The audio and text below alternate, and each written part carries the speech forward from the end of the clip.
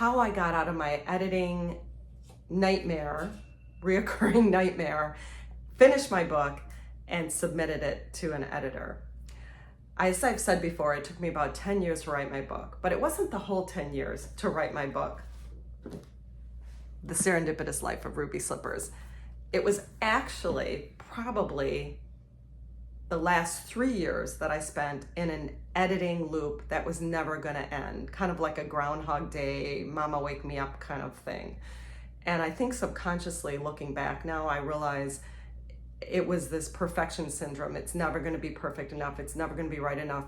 And also, I wasn't working with beta readers because I'm a brand new author. And I knew I'd heard about them, but I just wasn't even quite sure where to begin with that. Everything was overwhelming as a first-time writer. But anyway, I was in a vicious cycle with my editing, and I needed to get out of it. I decided to go on Fiverr and just look at editors, just to, maybe it would, I was just stuck in the muck, right? And and uninspired in my editing loop of 3 years. So I thought, I'll just go look at editors. This will just get me set up for the future, right? So I went in there and actually narrowed it down to 6 editors that really looked interesting to me. I liked their reviews, their background, their credentials, and they worked with rom-coms, like my girl here, Ruby Slippers. And okay, these are the ones. And I decided, you know what, I'm gonna just reach out to them and I'm going to say, hey, what if I just have you read the first 2 chapters? Because I knew I liked my first 2 chapters. Geez, I had edited those first 2 chapters a million times at this point, right? Because in the beginning, you start at the beginning editing and it seems like you just keep redoing that first act. So I thought, I'm just gonna email them. I'm not doing anything more, I'm just gonna email them. So I emailed all of them and asked, if you just did the first 2 chapters, what would you charge for that? Are you interested in that? I just want to see how we work together. And 4 of them, 3 or 4 of them, I just kind of liked their vibe. I liked the way they responded, their enthusiasm. And I thought, I think I ended up picking 3 of them that I thought, you know what, I'm going to send my book, the first 2 chapters, to the 3. And so I formatted it how they wanted it and I sent it out. I just did it. And then I held my breath because guess what? At this point, nobody had read my book other than me. Nobody, because I didn't use the beta readers. I didn't have anybody read it. There was nobody that had read it. So I held my breath and within a week to a few days, I started hearing back and I didn't die, right? The book maybe wasn't as perfect as I wanted, but I was getting some really good feedback, which I would expect, right? It's a balance. If you're an editor, you want to get people excited, so you want to give really positive feedback, but you also have to give constructive criticism. These were proofing editors and developmental editors, so they have to show their chops, right?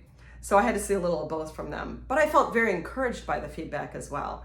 And one editor, I just really resonated with. I felt like she got my book. She got my characters. It was really good constructive feedback, but also she was getting the funny parts. I mean, she just got it. And that excited me. I didn't die. Somebody was excited with what they read. Of course, everybody encouraged, hey, I can't wait to edit the whole thing. When are you gonna get it over? Well, now I had momentum. Now I was excited. Now I wanted to work with this editor. So I couldn't screw around with this editing anymore. I had to get the book over. And I spent the next week, I said, oh, I'm just finishing up some final editing. I'll get it over to you in about a week. And I spent that next week really just going through that one last act, the 3rd act, because that was the one I'd spent the least amount of time on, reading it out loud. And then I said, you know what? I'm sending it over. She proofs and she does developmental. If she catches errors in my grammar, I kind of feel sensitive about my grammar. I don't feel like it's a strong area for me. Fine, she'll catch it. If it's a mess, she'll catch that too. If I have to do tons of rewrites, that's okay too. The scariest part was getting the book in front of editors. And I had done that and I survived and everything was okay. So I guess the point that I'm making in this video is do what I did. get on Fiverr or Upworks or wherever you want to go. There's so many sources out there. I really like Fiverr though. I feel like they are a credible site and they really stand behind the people that work on that site. And get on one of these sites, find some editors, and get the first couple chapters out to these editors. Please just do it, because it's going to be a turning point for you. It's going to give you the momentum to move forward. It worked for me, and I went from 10 years of writing, within the 10 years, probably at least 3 years of screwing around with editing this book, to getting it out to an editor, turning it around in a month, and it's published. So from the moment that I sent the first 2 chapters to publishing, I'd say it was maybe 6 weeks, around there, maybe 7 weeks. But and within that time, I picked a book cover. I created a book cover working with someone. All of that happened very quickly. I mean, it all started moving very quickly from there. The book got up on Amazon, and boom, I was off. And from there, if you watch my other videos, I had 5,700 downloads. I've now got, I think, 33 reviews, 4.5.